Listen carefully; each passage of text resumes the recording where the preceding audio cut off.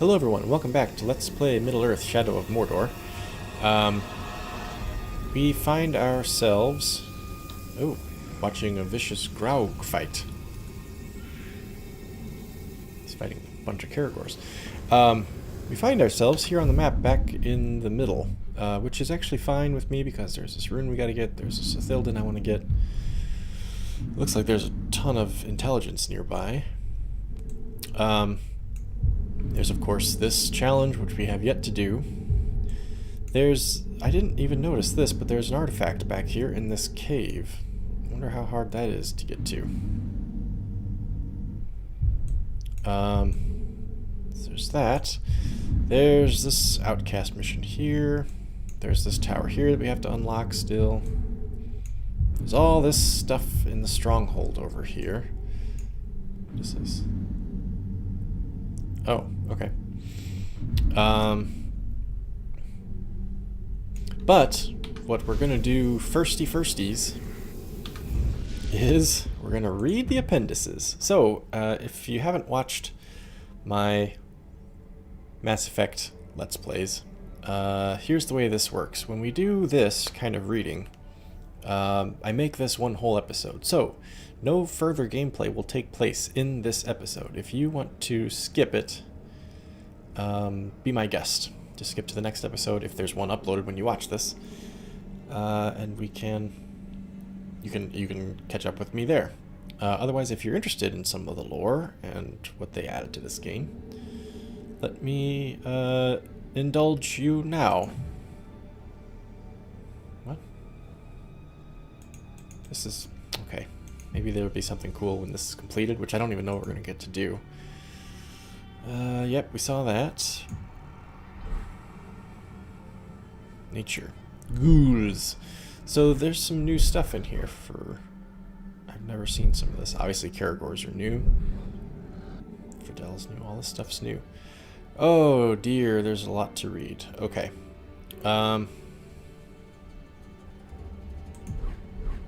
People... places or things, visions. Those are probably the cinematics, right? We've seen those.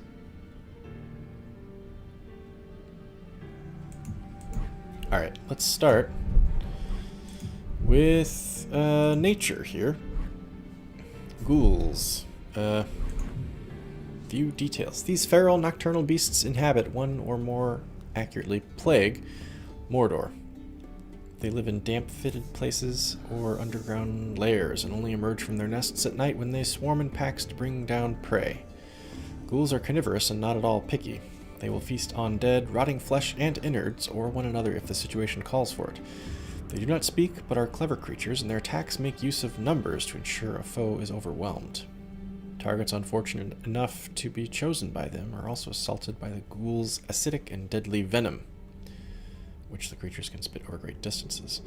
Yeah, I don't like ghouls so far. I never liked swarm-type enemies, including the Zerg, you know. It's kind of a pain. Morgai flies. With Mordor's predilection for unburied corpses, Morgai flies have become a mainstay. Their nests can be found hanging anywhere there might be flesh, and any disturbance sends the insects into a frenzy. When this happens, the malevolent creatures swarm, working in concert with one another to creating a relentless, stinging mass powerful enough to overwhelm even an armor-clad Uruk. The red markings on their back are reminiscent of the blazing eye of Sauron, and these creatures are extensions of his dark spirit. That's funny. Caragor. The common Caragor is vicious, disgusting, and a relentless killing machine. It is native to Mordor, and the realm's top predator. Their powerful legs make them excellent sprinters and fair climbers. Their jaws are powerful enough to snap through bones and cut through all manner of armor. They attack and kill any competing predator, such as wargs, on sight. So wargs are like the giant wolf-type beasts that orcs ride in, like, the Two Towers. Or The Hobbit. I presume these are like the cat family equivalent. They look kind of cattish. Feline. Not like house cat, obviously. Orcs have begun to capture and cage these animals, although their attempts to domesticate them as cavalry mounts have been largely unsuccessful. The Caragor has proven remarkably stubborn and resistant to training. Yeah, I think it's actually pretty funny that those things roam around and wreak havoc on the poor orcs. Nifredil. The small flowering plant, Nifredil, may have been born of magic in Middle-earth's distant past. Its appearance is indeed otherworldly. I lost my place. Seen from a distance, a patch of its pale white flowers in bloom will appear to be shimmering as the stars do. Medicinally, Nifredil flowers, when consumed, function as an agent to soothe the humors and calm a nervous temperament. Its greenish stalks can be crushed and made into a thin paste to staunch blood flow. The plant has flourished across Middle-earth and now can be found in even its most inhospitable locales. It's very pretty. That's all I have to say about that. Pipeweed. Oh yeah. Known by many different names, this fragrant herb can be found throughout Middle-earth. Its leaves are commonly dried, cut, and smoked in pipes by humans, hobbits, and dwarves.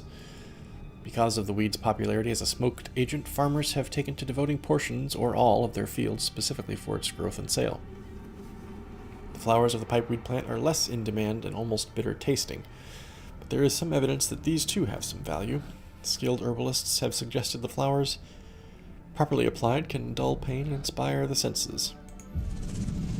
I only recognize pipeweed and athelas as two herbs mentioned in the books. I don't recognize Nifredil or Lothrend or Rementhand or all of them. Yeah. I'm not sure. I wonder if they made these up, these other ones, or if they are in the lore somewhere and I just was unaware of them. Lothrend. A segmented fungus, sometimes referred to as a cave flower, Lothrend tends to grow in dark and dingy places. It is remarkably hardy, can tolerate great shifts in temperature, and is something of a delicacy for both the badger and hobbit folk. Wait, badger folk? Who the hell are badger folk? Is that the ghouls? What? Badger and hobbit folk. There's a hyphen there, so they don't just mean badgers, they mean badger folk. I have no idea who the hell they're talking about. Okay. Healers traditionally boil the fungus, stalk and all, and create a broth to clear one's air passages. It is also possible to combine Lothrend with other common herbs to brew potions and salves which can, among other things, create a temporary and inflated sense of heroism. Rementhand. Beware the snare, goes the old wives' saying. But the old wives, at least in the case of Rementhand, have been horribly misled. The tangle root known as Rementhand has received its bad reputation because of its persistence as a crop-wrecking weed and its ability to stand firm against even the most energetic attempts to pull it from the ground. The trick here is to cut the roots at the surface and then squeeze the sap. Its sap can be used to bind wounds and soothe burns. Rementhand is intractable, true, but invaluable. Azuradan. This is kind of funny. I didn't think when we started this that we were going to be learning mostly about flowers and plants. Azuradan. Known to most as Azuradan or blue mist, this rooted plant grows tall, hale, and hardy across Middle-earth. Its persistent growth and resistance to all attempts to remove it from tilled soil has also gained Azuradan the nickname Farmer's Sorrow. It may be burdensome as a weed, but its medicinal value is significant. Its beguiling and sweet azure shoots are often added to draughts to alleviate the pain from kidney stones. Ah, that's handy. Azuradan, not that I'm going to be dealing with kidney stones in this game. Azuradan's ground roots, when chewed, diminish the pain of a headache, and healers have noted the plant's therapeutic value in the balancing and restoration of the humors. Oh boy, are we... Middle-earth is in the age of the four humors, huh? There's never really any mention of what the state of medicine is like in The Lord of the Rings.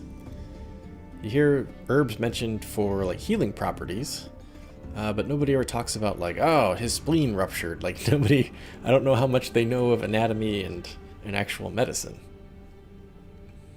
That's something I've never actually considered before. Blue milk. It would be hard, if not impossible, to mistake blue milk. This rare but delicious mushroom sports a blue cap and stalk.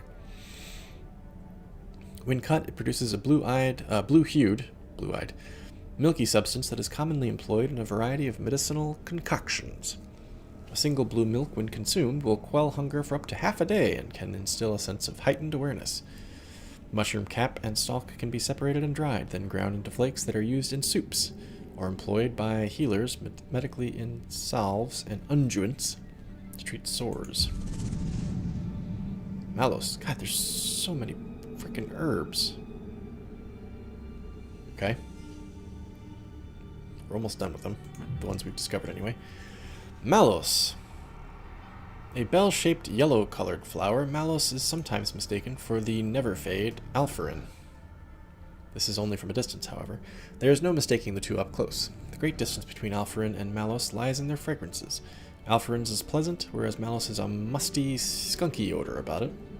Healers can employ mallows in combination with other roots, tubers, and flowers.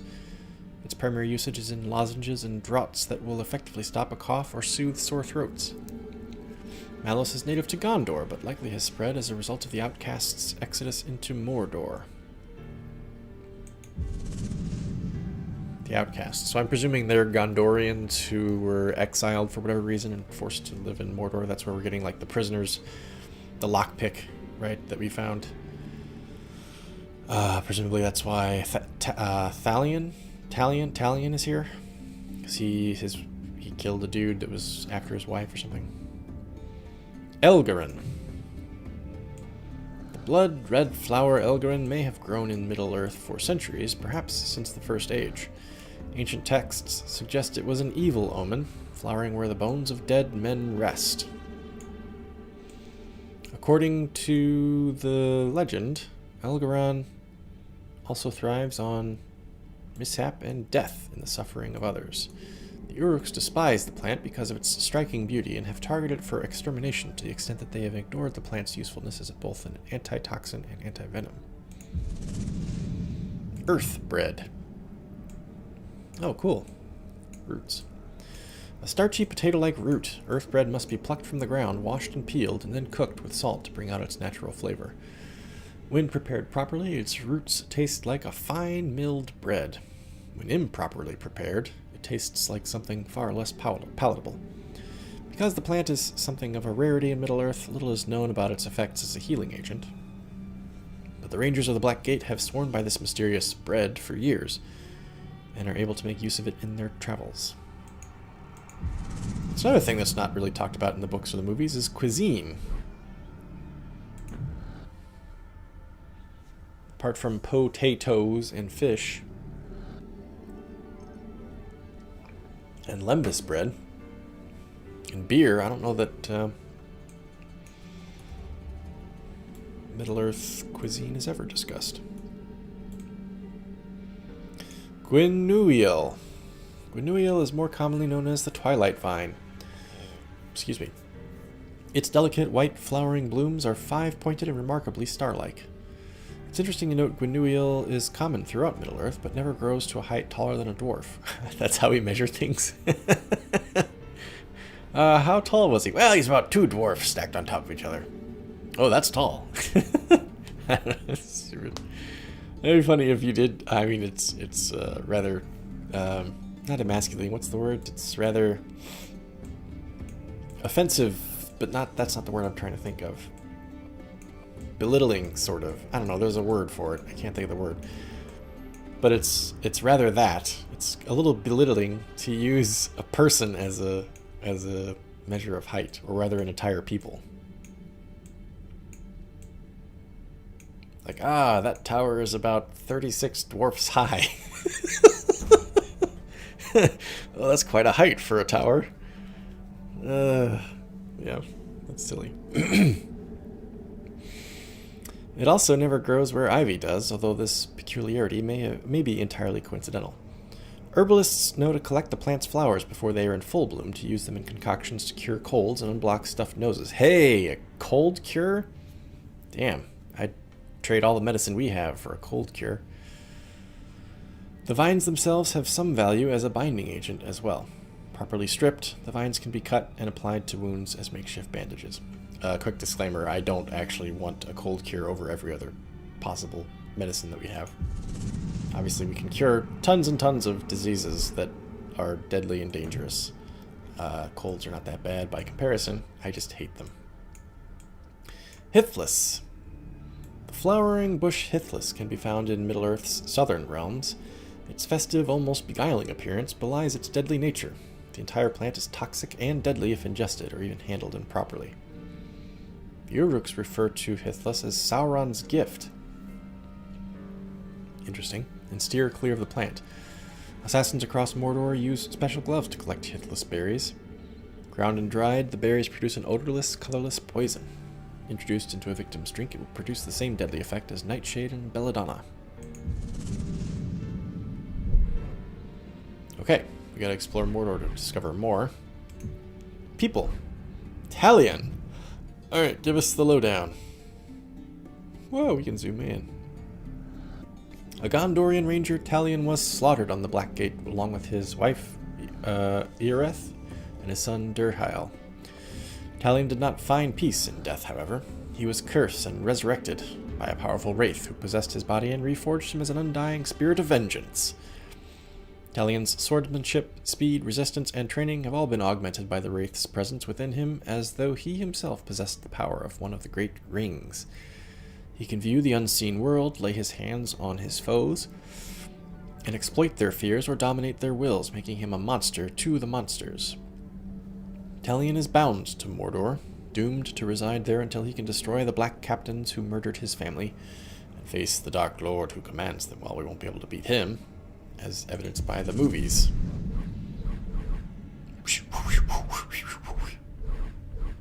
That's so silly. Okay, anyway. Hirgan of Tarnost. Hirgan of Tarnost was a ranger stationed on the Black Gate. Hirgan served the guard faithfully, but fell in love with an outcast woman, Erin, and deserted, risking execution for leaving his post. Oh, so Hirgan and Talion were rangers. They weren't outcasts themselves. Okay. Right, they call Talion Ranger multiple times in the game. I guess I should have remembered that. Love prevailed. The two were married, and Hirgan lived among the outcasts, people who feared and hated his kind. When the Uruks invaded Udun, that's where we are, Hirgan's skills proved invaluable, and the outcasts often deferred to his experience. He was unable to stop his beloved wife from being captured by the Uruks, and seeks desperately to rescue her. I think we accomplished that, right? Pretty sure. Erin. Oh, this is his girl, yeah. Erin sang to the prisoners in lockup. She tended to their needs and fed them. Her father was the constable, a cold, hard man who served a rough justice. Her kindness softened many hard tempers, and she kept the peace as well as, or perhaps even better than, her father. Her fine singing attracted the attention of the ranger, Hirgan, and the two fell in love. Outcasts and rangers distrusted each other, sometimes killed one another. Erin married her ranger, and her pleasant nature overcame the scorn she received from her people. When Erin was captured by the Uruks, Hirgan was crushed, and Erin, even in captivity, knew her love would save her. With a little help from our dopey protagonist. Eoreth, I don't remember. Eoreth, I think. Eoreth was Talion's wife, Durhail's mother, and Hallis's daughter. She was born and raised in Minas Tirith, where her father was a guard of the Citadel. When she was 19, she and Talion fled Gondor together to build a new life on the frontier of the kingdom. She was killed, along with her family, by the Black Hand when Sauron returned to Mordor. Yes, and the most gruesome thing I've ever seen associated with the Lord of the Rings. Durhail. Durhail was Talion and Eoreth's son. Born and raised on the Black Gate, Durhail wanted nothing more than to be a ranger like his father and his grandfather before him. It was not to be. He was killed along with his parents by the Black Hand. Rangers of the Black Gate. Gondor controlled the Black Gate for over 2 millennia after Sauron's defeat, with the Rangers keeping watch over Mordor. The Rangers supervised the building of the Towers of the Teeth, standing guard over the Gondorian prisoners who would later escape into Udun and settle there. They must be the outcasts. Over the centuries, the Rangers suffered greatly, and their numbers whittled down by a great plague and invasion by the Easterlings. Easterlings are a race of people that live, obviously, to the east. They are little mentioned in The Lord of the Rings, except that they allied with Sauron. Similar to the Dunlandings? Dunlanders? Some people down to the south. The Dunlanders, I think, were the people in, like, Return of the King, the dudes who are riding the giant elephants. Kind of a pseudo-Middle Eastern or Indian kind of culture appearance. Whereas I guess the Easterlings, I don't think you ever see them in the films. I don't know that you ever actually encounter them in the books either. They're just mentioned offhand as allies of Sauron. But I guess the Easterlings probably would have represented more of like an East Asian culture, Japan, China, Korea, that kind of thing. As much world building as Tolkien did, like as much effort as he put into it, and the time and attention to detail, it was still, in many ways, very derivative and very, very simplified, stereotyped, right? And I think it's true of the fantasy genre as a whole, but races tend to be, well, there tends to be a lot of racialism in fantasy. Not just in the sense that there are usually racist conflicts in story, like dwarves and elves don't like each other, for example. But also the fact that the races themselves tend to be accurate to their stereotypes. Dwarves love gold and living underground. Elves love the woods and the open air and the sunshine. Men are more industrious and kind of brutish. Obviously, that's not the way things are in the real world, and it's a simplification to kind of keep storytelling basic and easier to get your point across. I understand why it happens, but Tolkien being basically the grandfather of the fantasy genre as a whole, it kind of set the fantasy genre down this path of racial stereotypes, for lack of a better term.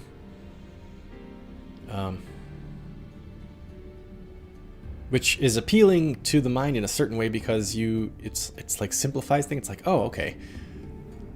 Like I said, dwarves are cranky and live underground. Elves are fair and peaceful and noble and love sunlight and the trees.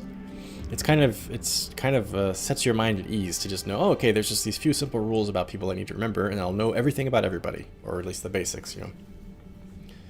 So it's a very easy, not a trap, it's a very easy trope to fall into.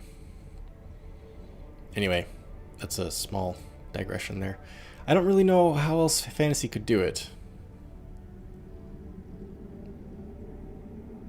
I'm trying to imagine what a fantasy realm would look like without races, and I'd have to think long and hard about what fantasy realms actually exist without races. I'm sure there are some. I don't read as much fantasy as I do sci-fi, so I'm not nearly as well versed in all the different authors and fantasy worlds out there. Perhaps there are some, but I'd say the vast majority of them have distinct races with distinct stereotypical differences between them. Anyway, eventually a small but hardened crew stood to man the watch. A brave few who were quickly overwhelmed when Sauron returned. Wraiths. Creepy. There are many restless spirits within Middle-earth who have not been able to find peace in death. Wights, wraiths, and ghosts of terror. Sauron the Necromancer calls to them, all within the borders of Mordor. Should he rebuild his power and be able to command this lost army of the dead, he will be unstoppable. Interestingly, Sauron did go by the title of the Necromancer for a while when he was in Dol Guldur, which is in Mirkwood. Even perhaps more interestingly, in the First Age, Sauron was known as the Lord of Werewolves. He was like the captain of werewolves. He was actually for a time posted in a fortress. in West Beleriand, near Hithlum. I can't remember the name of the fortress, but I can see the map in my mind. And Baron and Luthien's story intersected with him. They passed through that valley, and he saw them. Captured Baron for a time, I think. Anyway, he ended up having to fight Baron and Luthien's hound friend. The hound that they had that was friendly with them was named... started with an H. Can't remember his name. But anyway, he was like the most famous and powerful hound of all time, blah, blah, blah, blah. Kind of like the Shadowfax of dogs. He could actually speak on occasion. He could only speak 3 times during his lifetime, magically, for whatever reason. But anyway, so Sauron turned into a werewolf to fight this dog, and they had this epic battle on the bridge, I think, of the fortress. I think that happened while Baron and Luthien were escaping. I don't remember exactly the details. I just remember that it's kind of funny to imagine Sauron, the big bad of the Lord of the Rings and the movies, the books and the movies, was once just an underling lieutenant type guy who turned himself into a werewolf to fight a dog. I don't know, you just imagine the Tower of Barad-dûr and the Eye and Mount Doom. It's like, whoa, that guy looks like a badass. And then there was one time where he basically just had to fight a dog. That was his challenge. Did I already read this? Should he rebuild the power and be able to command the lost army of the dead? He will be unstoppable. Yeah, I think I read that. Uruks, the great orcs. The Uruk is the elite of all the orc breeds. They are grown in huge vats as a leadership caste and are taller, stronger, better able to withstand daylight, and more ill-tempered than the other lesser orcs. They are captains and commanders, bred for war and determined to take back their homeland for the Dark Lord Sauron. They impose their will with brute force. They hate beautiful things, will not admit to any fears, revel in slaughter, and enslave any who stand in their path. They are certain their Dark Lord has returned to lead them to their destiny as the rulers of Middle-earth. Alright, so here's where either I am mistaken, or this game is diverging from the lore quite a bit. Uruk just means orc. It's just the orcish word for orc. So that includes all the different varieties of orcs. It includes the goblins, the mean little fuckers who live in the caves in the Misty Mountains. It includes these big bastards here. But these guys aren't just Uruks, they're Uruk-hai. Uruk-hai is a species where, supposedly, Saruman, or allegedly, Saruman bred them with humans.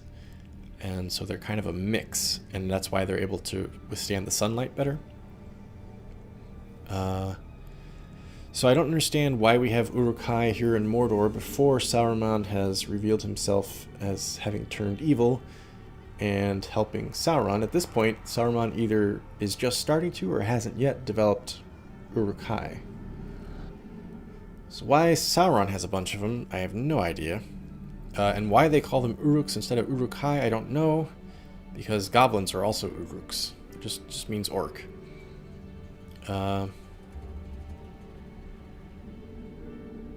Yeah, so that seems like a change to me.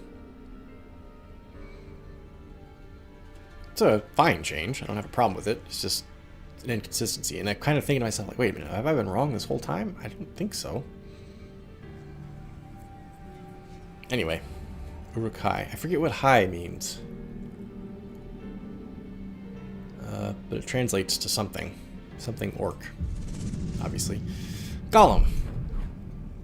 A pathetic creature, Gollum has all but forgotten his original name. He was Smeagol, a hobbit, corrupted beyond redemption by the power of the One Ring. In the books, it's never outright said that Smeagol was a hobbit. The movie obviously makes it look like he was a hobbit for simplification and stuff, but Tolkien never said one way or another. He just, I think all that's described is that he lived among some fisher folk near a river. That's it. His people are just described as fisher folk, not hobbits necessarily. Though it is, I think, hinted here and there that they were hobbits. It's never outright said. Unless I'm mistaken. But I'm pretty sure I'm not. Corrupted beyond redemption by the power of the ring. Right. Smeagol obtained the ring, affectionately called My Precious, through treachery and took it to a new home under the Misty Mountains. Under the ring's evil influence, Smeagol lived for centuries, his mind destroyed and his body twisted into a pale, skeletal form. The orcs he preyed on called him Gollum after his horrid, choking cough, and the name stuck. Smeagol was no more. After 4 centuries, the ring grew restless and sought a new owner in the hobbit Bilbo Baggins. But Gollum has not forgotten his precious. He has journeyed into Mordor to find it, drawn to the power of the Ring Maker. Again, that I'm pretty sure is a change from the lore. Gollum did come out of the cave to try to track down the ring, but he didn't come to Mordor. He was captured and brought to Mordor and tortured there, because either the ring wraiths or somebody in Sauron's party learned that he was a former ring bearer, that Gollum was a ring bearer. So they tortured him to try to find out where it was, and that's when he did the Shire Baggins, and that's when the Nazgul ride to the Shire and all that stuff. Why the hell he's here in Mordor beforehand, I have no idea. The ring is nowhere near here. Bilbo's got it. I don't know what the hell he's doing here. Must just be the Bright Master, I guess, is calling to him somehow. But that sure doesn't fit into the story as it's told in the books and the movies. Ratbag. Ratbag the Uruk craves power without knowing what he would do with it. He cannot heft a heavy weapon over his head, but he will, stupidly perhaps, attempt to claw his way to the top of Sauron's army by aligning with his people's great enemy, the Gravewalker. He has deluded himself into believing the Ranger will help him become a war chief, and, once he has power, he will be able to keep all he has achieved. His many scars bear witness to his ineptitude and history of failure. He is a craven little thing whose only chance of success is in spite of himself. Ratbag, maybe not this dude, but Ratbag the name does appear in the Lord of the Rings. I think that there's only a few orcs that ever have names affixed to them in the books. And Ratbag is one of them. I think he's one of the dudes that's stationed in the tower near where Shelob's lair is. I think so. Anyway, I remember that there's an orc named Ratbag in the books. I don't know if he's one of Sauron's or if he's one of Sauron's. I think he's one of Sauron's. I think he's near Shelob's lair, but I don't remember. It might not be this dude. I mean, Ratbag might be a common name among orcs. I don't know. Uruk Captains. Uruk Captains oversee Sauron's army. They enforce construction and demolition projects, craft battle plans, and administer discipline to their underlings. The Uruk hierarchy is combative. Captains win their place by slaughtering those above them, and keep power by destroying underlings who might oppose them. This ensures endless competition among the Uruks, and winning the rank of captain means an Uruk is one of the strongest, deadliest, and most devious of their kind. As a measure of their status, captains often carry the best weapons and armor pried from the corpses of the foes they have killed, and bear the scars from the battles they have fought. My favorite part of this game so far is whenever you kill an orc and it goes on the battle report screen, and then when they get promoted and they go Rah! Orcs, they seem like a lot of fun. I like them. Slavers. Labor moves Mordor, and the slavers move the labor. They are the ones who process captured humans and dispatch their chattel to sites across Mordor via the Black Road. The Uruks realize slave labor has freed them to focus on forging the Dark Lord's great war machine and are looking beyond Mordor for more captives. There are whispers they are being aided on this front by a mysterious figure. A dwarf of the coin. Interesting. I wonder what that will be about. That's something in the game, I imagine. Beastmasters. Beastmasters are spawned for the job no Uruk would rightly volunteer for, taming and slaughtering the wild beasts of Mordor. They are ideal for their dual role as hunter and killer. Mordor is a place of wild beasts requiring domination. Beastmasters track and capture the creatures required to service the Dark Lord's Dark Lord's army, and they exterminate the monsters that might impede its progress. They're the ones who trap Caragors and pen them, or bring down the enormous great beasts to be used as cargo carriers. Beastmasters also clear campsites and outposts, destroying the native ghouls, ungol, that's spiders, and rats, so as to make the sites usable for their brethren. It's interesting. The Outcasts of Udun. The Outcasts are descendants of escaped Gondorian prisoners. Okay, that explains that. Their forefathers built the Towers of the Teeth on the Black Gate many centuries ago. Their escape into Udun allowed them to create new lives for themselves. Even if the land was harsh and unforgiving, they were free. Now Sauron and the Uruks have returned, and there is no freedom to be found within the Land of Shadow. Well, when you live in a land called the Land of Shadow, you should probably suspect that things aren't going to go well. Slaves. The Uruks are building Sauron's war machine on the backs of conquered and enslaved humans. A burgeoning slave trade exists throughout Mordor, with newly captured slaves sent to Tharbond and then shipped out via great beasts. Throughout Mordor, slaves are working in foundries and mills, growing food for the Uruks, and suffering on poles as object lessons in obedience. A slave's life consists of toil and beatings. This is a new Mordor. Human slaves are making it a reality. But the Gravewalker has brought a small glimmer of hope back into their lives. Really? Because I haven't helped too many slaves so far. I've helped a fraction of the ones I've seen. Celebrimbor. A shining light of the elves of the Second Age of Middle-earth, Celebrimbor was Lord of Eregion, and the greatest... I think it's actually Eregion. I don't know that you... I think it's a hard G. And the greatest elven smith to be found in the mortal lands. He was strong, fearless, proud, and unforgiving. But his pride was his undoing, and the undoing of his kingdom. He was seduced by Sauron in fair guise, and side by side they forged the rings of power. 7 for the dwarf lords in their halls of stone, 9 for mortal men doomed to die. You didn't mention the 3. Okay. In secret, Sauron forged the One Ring, the Master Ring to control all others. Okay, that stays true to the lore. I was wondering for a time if they were going to say that Celebrimbor made the One Ring. Because they had Gollum talking at the end of the last Gollum mission about how, like, oh, you know how to get back the One Ring, the Precious. Or you made the Precious, or something like that. I'm like, what? No, he didn't. The Hammer of Sauron. The Hammer was once a man, a stretcher-bearer for Gondor, dedicated to retrieving the wounded. Really? He was a good guy at one time? His life changed on the slopes of Mount Doom when he retrieved Sauron's mace after the Dark Lord fell. When he took up the weapon of Sauron, he realized that his life had been wasted in saving others who sought glory in war. If men wished to die gloriously in battle, he would grant their wish with pleasure. This guy's crazy. He became doomed to a bloodlust that would never be sated. He has waited millennia for the Dark Lord's return to Mordor, and now his purpose has been revealed to him. Tower of Sauron. Yeah, that guy, I hate that guy more than anybody. As the tower's evil has grown, so has his stature. He is trapped inside armor that will not grow with him. What?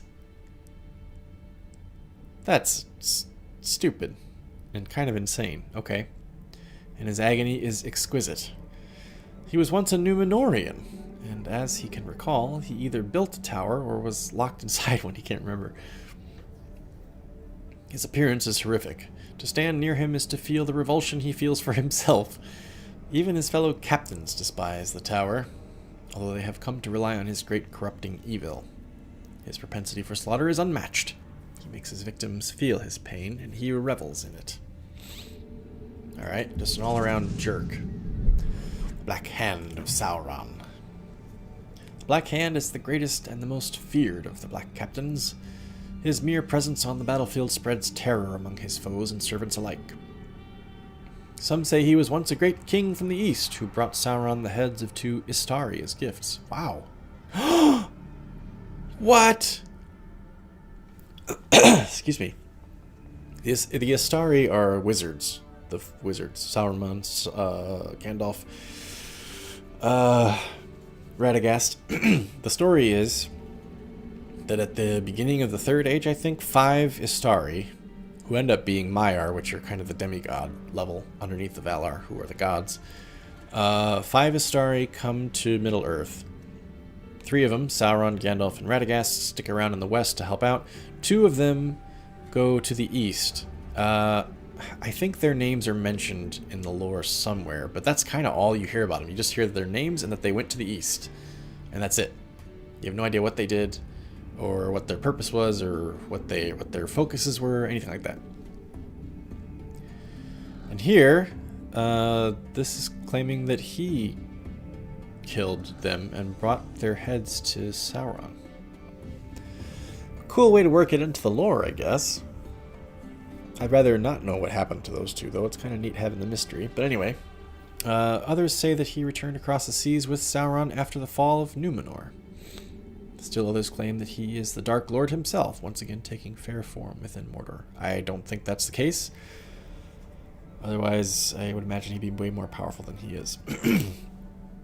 There are many stories of his origins. All of them are lies. The only things which are certain is that he is the master of deceit, and that he serves his Dark Lord with absolute loyalty. Talons of the Black Hand. Whoa. This is the first. I haven't seen these things before. The Talons are the elite personal guard of the Black Hand of Sauron. The Black Hand was schooled in sorcerous arts at the side of the Necromancer, that is, Sauron. And he personally draws forth the Talons from their spawning vats at Barad-dûr. They are tested in battle immediately after they are dragged, screaming, into a world of anger, hatred, and fury. There are always 5 Talons, and whenever one falls in battle, his body is returned to the vats where his death can feed the creation of his successor. Ugh. If his corpse cannot be successfully carried back to Barad-dûr, then the remaining Talons are sacrificed in his stead. Whoa, that's stupid. That's what a waste of resources, but okay. Orcs never do anything smartly, do they? So these are all bosses I'll have to face, I presume. Okay, that's it for that category. Lore. Oh my god. So much. Okay. Whew. Here we go. The Ithilden. Ithilden, also called Star Moon, are ancient symbols that can be found carved into the living stone and ruins of Mordor. They are relics of an ancient kingdom, invisible to all but the Wraith, who can see into the unseen world. The Wraith within Talion can view and activate these symbols of power. More to the point, he feels a distinct connection with them. They are relics of his past.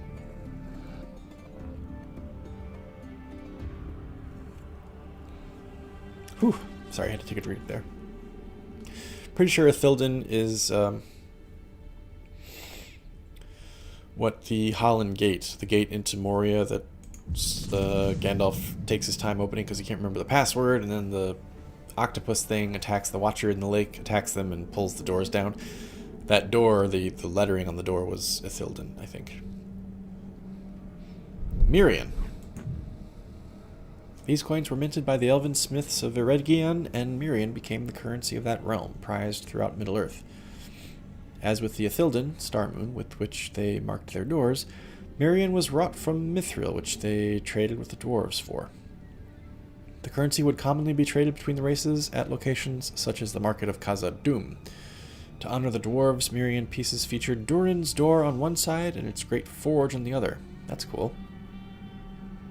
In the Second Age, the Dark Lord Sauron relentlessly sought the destruction of Mirian. Now the coins are supremely rare relics of a long-dead kingdom.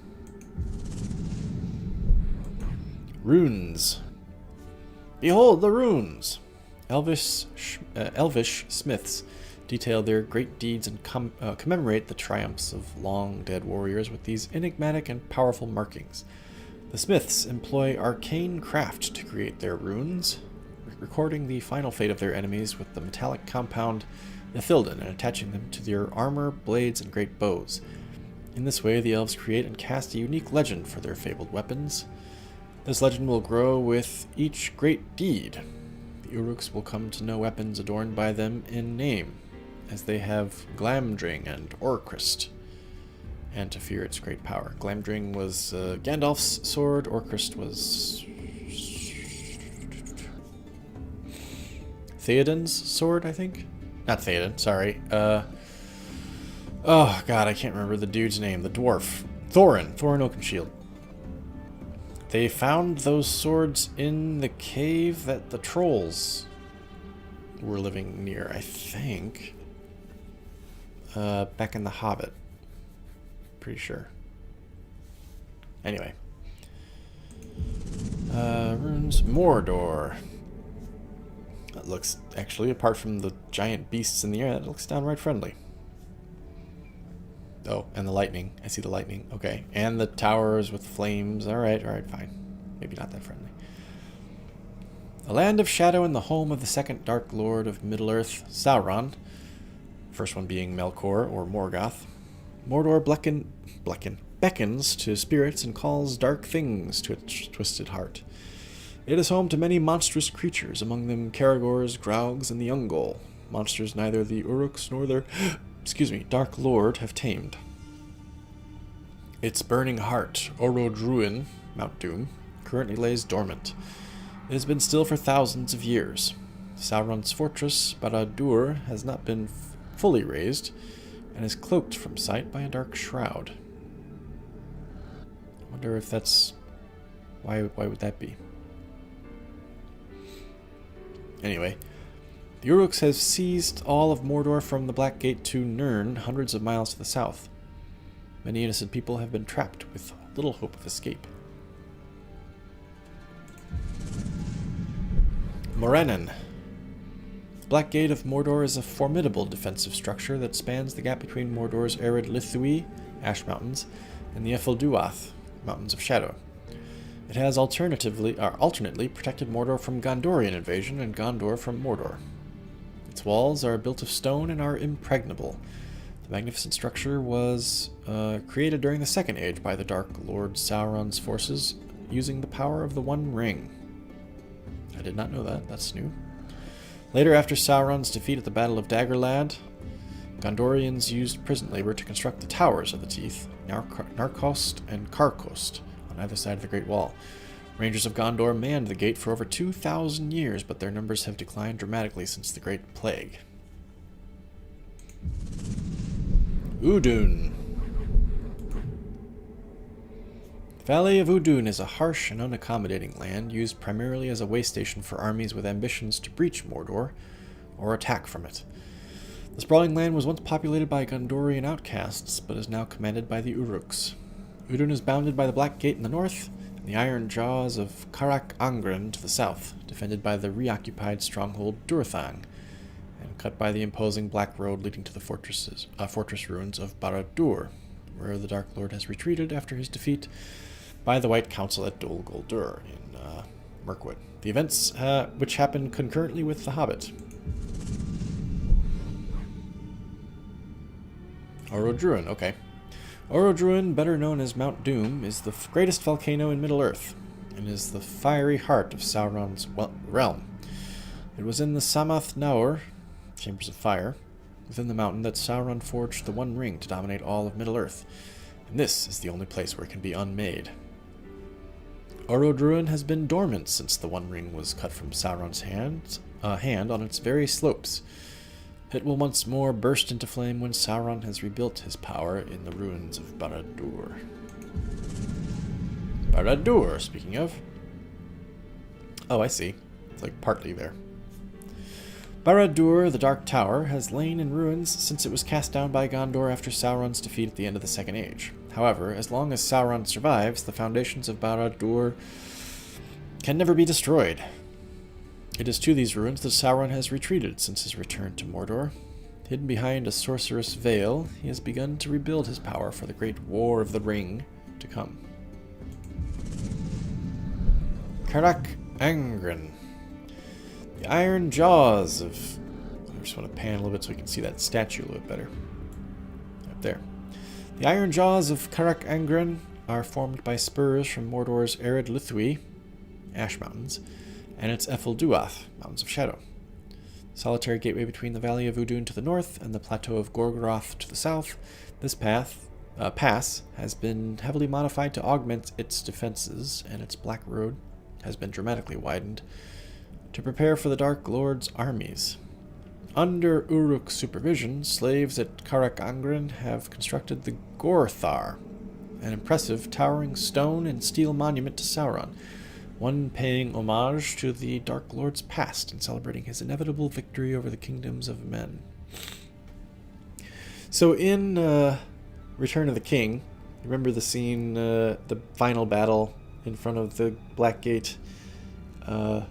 When Mount Doom erupts because the ring has been destroyed and the Tower of Barad-dûr falls and all that stuff. Aragorn and the hobbits and Gandalf and everybody are shown out on the battlefield looking through the Black Gate and seeing all that. They can see the mountain erupting, they can see Barad-dûr collapsing. But in this game, at least, you wouldn't be able to see that. There's too much shit in the way.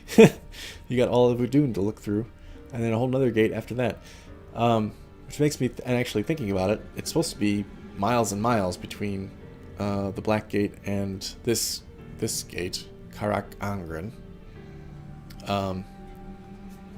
So you probably the movies probably took some poetic license there with the army being able to see all that happening, despite not being in Mordor themselves. Anyway, the Gorthar. A mere glance at the Gorthar is sufficient enough to instill dread in any human. This is more than an ostentatious representation of the Dark Lord Sauron's power. It is a statement of intent and a supernatural expression of his presence. A giant stone-carved Sauron, magnificently clad in armor, holds in his hands chains to which are tethered the subjugated kings of men. Gorthar radiates contempt and power. Sauron's will built the statue just as it restored him to power after his defeat by Gil-galad and Elendil. Look upon me and despair, Gorthar commands. Gorthar was a name applied to Sauron at one point. He was called Gorthar the Cruel for a while, and I forget who gave him that name and why. I believe. I might have to look that up to be sure, but I'm pretty sure the name Gorthar was Sauron's name at one point. Or it's what he was called at one point. Uruk's Hollow. Before Sauron's return, Uruk's Hollow was a seasonal market town known to the outcasts as the Slabs. Now it has become a slave camp where Sauron's army gathers captured men to be processed before being transported to work sites throughout Mordor. Only the strongest survive their incarceration in the Hollow, and those that die due to rampant starvation, disease, and abuse become meat for the Uruk Sawbones or the Mordor rats that share their cages. Despite the grave hardships of life in the Hollow, the prisoners have not lost all hope, as stories have begun circulating of a vengeful spirit who strikes terror into their oppressors and helps the outcasts to escape the hell that Mordor has become. The Black Road.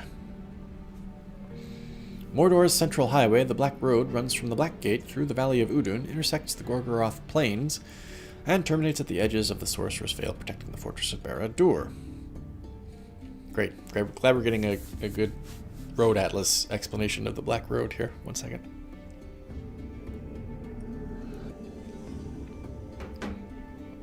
Since its construction in the Second Age, the Black Road has functioned primarily as a passageway for Middle-earth's many invading or retreating armies. The road is back again under Orcish control, and as an ominous portent, being widened by the enslaved people of Udun to support the Dark Lord's growing armies. Barad-silma. Nothing is known about these enigmatic ruins' creation or destruction, save for the haunted visions of the Wraith possessing the doomed Ranger Talion. These towers are familiar. The eternal enemy Time has cloaked their purpose, obscured their forms, and made a distant memory of their creators. Until such time as their origins are uncovered, we can only classify these ruined monoliths as Barad-silma, Towers of Starlight. Unseen, they are shadows of Mordor's distant, violent past, reflecting memories of the lost elvish land, Eregion. Yeah, why these things were built in Mordor, I have no idea. The story is that once the elves and men defeated Sauron the first time, they abandoned Mordor. Mordor was too dark and evil feeling, so they didn't stick around. I don't know why they built towers. The Barrows? Where the hell is this? The Uruks will not admit to feeling fear, but they avoid the Barrows. They believe these caverns to be haunted by the vengeful dead, the spirits of men and elves slain at the Battle of Daggerlad. The truth is not so far from their suspicion. Because these caverns are avoided by the Uruks, they make an ideal refuge for the outcasts of Udun. The barrows are the headquarters of their leader, Hirgan. They are connected to a series of caves which lead out of Mordor, emerging on the other side beneath the Black Gate. It is through here that the outcasts can hope to escape from Mordor and reach the freedom of Minas Tirith. I have not seen that or heard of that up until now. It's obviously a game edition, but I don't know anything about it. Durthang. A Gondorian stronghold built in Udun after the defeat of Sauron by the Last Alliance, Durthang stood watch over Karak Angren and the lands beyond it. Rangers posted at the garrison patrolled Udun for more than 1,000 years, but attrition, invading Easterlings, and the Great Plague weakened their ranks. Eventually the stronghold became impossible to hold. It was abandoned in the Third Age of Middle-earth in Third Age, 1640, and since Sauron's return has been taken over by the Uruks as a military fortress. Rings of Power. 3 rings for the Elven Kings under the sky, 7 for the Dwarf Lords in their halls of stone, 9 for mortal men doomed to die, 1 for the Dark Lord on his dark throne. In the land of Mordor where the shadows lie, 1 ring to rule them all, 1 ring to find them, 1 ring to bring them all, and in the darkness, bind them. That's my favorite, the way Gandalf says it. In the land of Mordor where the shadows lie. Blah, blah, blah. Okay. Visions. Already done that. Tutorials. I don't give a crap about tutorials.